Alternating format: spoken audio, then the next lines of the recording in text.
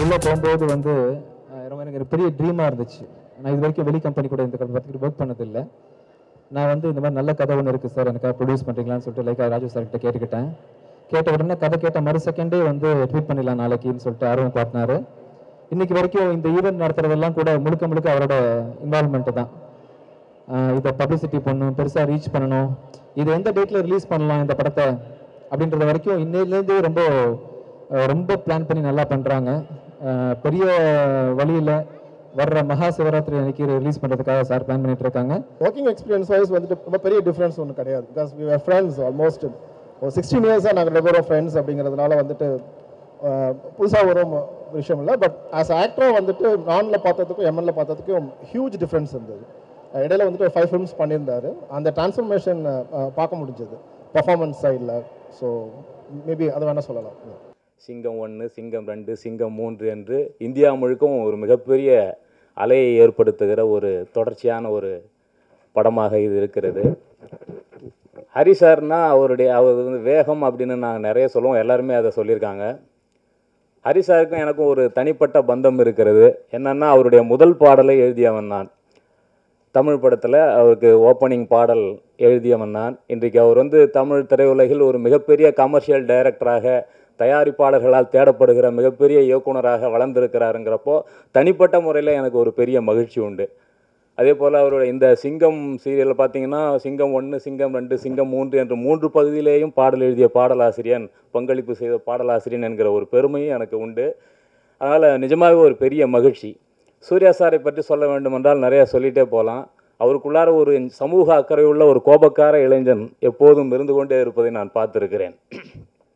வெளியாகிறதுக்கு முன்னாடியே இதில் சம்மந்தப்பட்ட அத்தனை டிஸ்ட்ரிபியூட்டருக்கும் ஒரு மிகப்பெரிய லாபத்தை கொடுத்துட்டு இருக்குது அப்படின்னு சொல்லலாம். இதோட தமிழ்நாட்டு உரிமையை வந்து மொத்தமாக ஒருத்தவங்க வாங்கியிருந்தாங்க. அது வந்து ஆல் ஓவர் தமிழ்நாடு அவங்க வாங்கி கிட்டத்தட்ட வந்து ஒரு 2 வீக்ஸ்லேயே all over Tamil Nadu all area sold. அதில் இன்னொரு சந்தோஷமான விஷயம், ரீசன்ட் டைமில் நடக்காத ஒரு விஷயம், எங்கள்கிட்டேருந்து வாங்கின சப் டிஸ்ட்ரிபியூட்டர்கிட்டேருந்து லாபம் கொடுத்து ஃபர்தராக இன்னொரு லாபம் கொடுத்து அடுத்த டிஸ்ட்ரிபியூட்டர் வாங்குகிற அளவுக்கு இந்த படத்தோட டாக்ஸு டிஸ்ட்ரிபியூட்டர் மத்தியிலையும் இந்த படத்தை பற்றின எதிர்பார்ப்பு திரையரங்கு மத்தியிலையும் கிடைச்சிருக்கிறது வந்து எங்களுக்கு கடவுள் கொடுத்த வரப்பிரசாதம்னு நம்புகிறேன். 18 lakh ஃபீட் ஷூட் பண்ணதாக சொன்னாங்க. அந்த 18 lakh வந்து எடிட் பண்ணி எடிட்டர் சார் எப்படி வந்து டைரக்டர் சார் கூட உட்காந்து அவங்க வந்து பண்ணாங்கன்னு தெரியல. அந்த 18 lakh ஃபீட்டை வந்து ஒரு ஷாட் எடுத்தாலே அதை வந்து 5 கேமராஸ் ரோல் ஆகிட்டே இருக்கும். எல்லா ஃபுட்டேஜையும் பார்த்து கடைசியில் இதை வந்து எடிட் பண்ணி கொண்டு வந்திருக்காங்க. பெரிய பிரமிப்பு சார். உங்கள் கூட ஒர்க் பண்ணாலே வந்து அது ஒரு லேர்னிங் எக்ஸ்பீரியன்ஸ் அப்படின்னு சொல்லிட்டு ரைட்டர் சார் சொன்னாங்க, விவேகா சார். எங்களுக்கு அந்த எக்ஸ்பீரியன்ஸ் கூடிய விரைவில் கிடைக்கும்னு நம்புகிறோம் 2Dயில். Thank you sir. Best wishes Gnanavel to be a super hit. Thank you.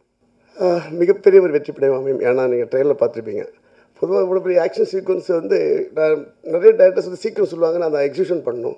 But Hari sir வந்து வரும்போதே பேக்கிங்காக கரெக்டாக வந்துடுவார், இப்போ இப்படி வேணும்னு சொல்லிவிடுவார் பர்ஃபெக்டாக. அதனால தான் இவ்வளோ ஒரு பிரம்மாண்டமான ஒரு பெரிய பிரம்மாண்டமான ஒரு படமாக வந்திருக்கு. அதுக்கு காரணம் ஞானவேல் சார் தான். நான் பெரிய பட்ஜெட்லாம் கொடுப்பேன், அதெல்லாம் எம்பிட்டாங்க அது ஓகே பண்ணி கொடுப்பேன். ஸோ மிகப்பெரிய ஒரு பிரம்மாண்டமான படம்.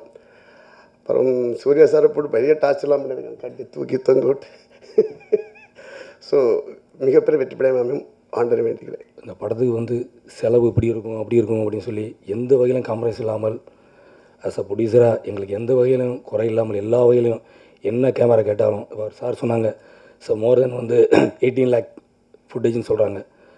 ஸோ அதிகமான கேமராஸ் கிட்டத்தட்ட இருக்கிற என்னென்ன ஃபார்மேட்டு இருக்கோ கிட்டத்தட்ட லேட்டஸ்ட்டாக வந்த கோப்ரோ வரைக்கும் யூஸ் பண்ண ஒரு ஷாட்லேயுமே சரி 5 கேமரா 6 கேமரா எல்லா வகையிலையும் என்னென்ன லேட்டஸ்ட் எக்யூப்மெண்ட் இருக்கோ எல்லாமே கொடுத்து எங்களுக்கு இந்த படத்தை மிகப்பெரிய படமாக உருவாக்குறதுக்கு உதவி செய்த டைரக்டர், ப்ரொடியூசர் எல்லாருக்கும் நான் ஃபஸ்ட் தேங்க்ஸ் சொல்லணும். இதை மீறி இந்த படம் வந்து மிகப்பெரிய விஷுவலாக இப்படி ஒரு கிராண்ட் அந்த படம் ரிலீஸ் ஆச்சுன்னா ஃபஸ்ட் எனக்கு நல்ல பேர் வரும். ஏன்னா அப்படி ஒரு விஷுவல்ஸ் இருக்குது. இதற்கு உறுதுணையாக இருந்த என்னோடய அசிஸ்டன்ஸ் அவங்க எல்லாமே இந்த படம் வந்து இவ்வளோ பெரிய, ஏன்னா என்னால் ஒரு கேமரா ஆப்ரேட் பண்ண முடியும், ஆளாளுக்கு அவங்க படம் மாதிரி எல்லாருமே அசிஸ்டன்ஸாக இருக்கட்டும், என்னோடய கலரிஸ்டாக இருக்கட்டும். ஸோ இதில் வந்து கிட்டத்தட்ட ஒரு 200 பேர் வேலை பார்த்துருக்காங்க. அவங்க சார்பாகவும் இந்த படத்தில் பணிபுரிஞ்சதுக்கு ரொம்ப தேங்க்ஸ் சொல்லிட்டு இந்த படம் மிகப்பெரிய வெற்றி பெற இறைவனை வேண்டிக்கிறேன். நன்றி. தேங்க்யூ.